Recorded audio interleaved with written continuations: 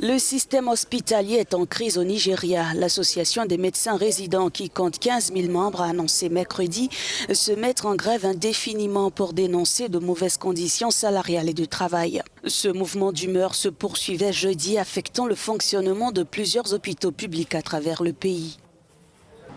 Nous n'en demandons pas trop. Le salaire minimum devrait être augmenté. Le salaire actuel est criminel. Il ne permet pas de vivre.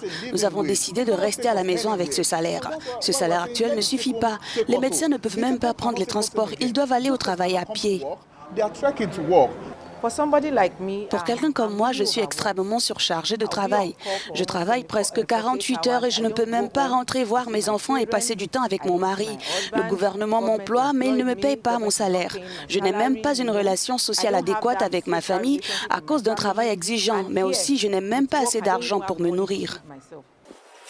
Cette décision de faire grève est intervenue moins de 48 heures après que le président de l'Assemblée nationale a promis que le gouvernement prendrait en compte les recommandations des médecins. Mais pour l'association, l'arrêt de travail avait déjà été entériné. Nous n'avons plus d'autres options.